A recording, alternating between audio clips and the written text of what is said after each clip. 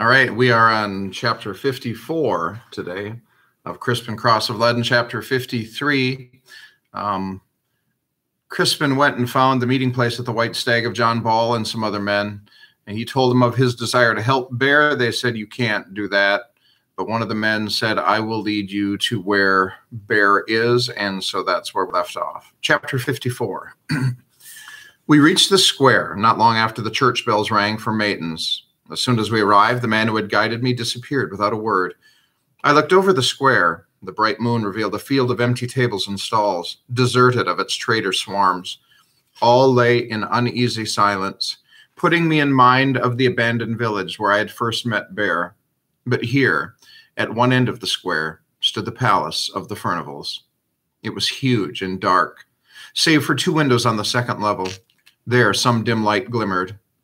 Opposite, at the other side of the square, the great church rose up in all its majesty, its stained glass windows glowing faintly like the embers of a smoldering fire. As I stood and listened, I heard the sound of chanting coming from the church. Priests were at their early prayers. Their blended voices rolled across the square like a rising, falling wind.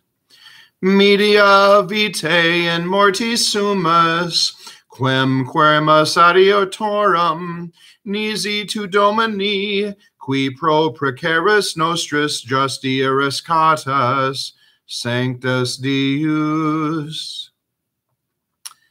I made the sign of the cross over my heart, imploring St. Giles to guide and help me as he had done before. Then I turned to the palace where Bear was being held. Even as I wondered if he was alive, I spied some movement by the central doors at the lower level. Shielding myself behind some deserted stalls and tables, I made my way closer to the palace. When I peeked out, I saw two guards standing by the main doors. One of the men was leaning back. His arms were folded over his chest, his head bent down. He gave the impression of being asleep. The other guard was pacing restlessly. I crept closer and studied the building. It was quite clear that there would be no getting past the main door guards. How then could I possibly find a way inside? I recalled seeing John Aycliffe on the balcony. Perhaps the second level was not so well guarded. The problem was how to get there. I moved along the square so I could examine the far side of the palace building. There, other buildings crowded in, and in the moonlight, what I discovered was that between the palace and the next building there existed only a slight separation. It was hardly more than a crevice, not big enough for a man to squeeze into, but I was still a boy. After waiting until the restless guard moved as far away as he was likely to go, I darted forward and squeezed into the breach I'd found. It was so narrow, I went in sideways. It was too dark to see much, but I could feel around. The palace walls were jagged stone. The wall opposite was made of some rough clay or plaster. I put down Bear's sack. If I returned, I could retrieve it. If I didn't return, it wouldn't matter. Barely able to turn about, I was like a kernel of wheat between two stones.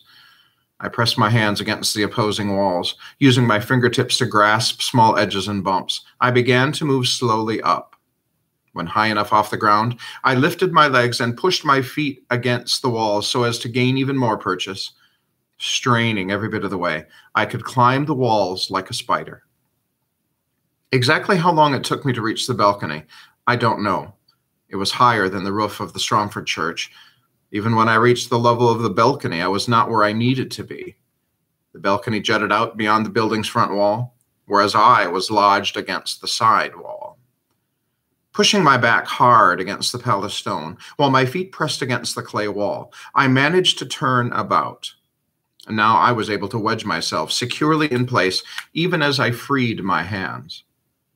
Just beneath the balcony, a stone carving of a lion, its jagged mouth agape, protruded. By stretching one arm to the utmost, I was able to reach the beast's lower jaw.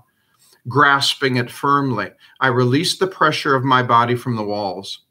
I swung out, holding onto the lion's mouth with one hand, legs dangling high above the ground and the guards below. With my other hand, I stretched up and clutched the balcony itself. Now I was clinging to the balcony with one hand. I moved the other hand up so that I now dangled with two hands. Even as I swung my feet to gain some purchase, I hauled myself up, pulling and pulling again until I finally hoisted myself over the balcony railing. To my relief, no one was there. As far as I could tell, the guards below hadn't seen me. Legs shaking from my effort, I stood on the balcony and gathered my breath. Not daring to waste any time, I hurriedly crept inside through an open balcony door. In doing so, I entered a dim and narrow hall. I neither heard nor saw anything to cause alarm. Only at the farthest end was there some feeble light. I looked about. The area into which I'd come was nothing more than a shallow entryway. I edged forward, pausing to notice doors on either side of the little hall. I set my ear to one of them. When I heard nothing, I pushed it in. In the faint moonlight that came through a high, small window, I saw only flags on wooden poles. I turned to the other door, listened, then pushed it open too. Along one wall was a rack of glaives. Another wall bore broadswords, and a third held some daggers. I took up one of the daggers, then withdrew, shutting the door behind me. Now, I moved toward the end of the entry hall, leaned forward to peer in, and gasped.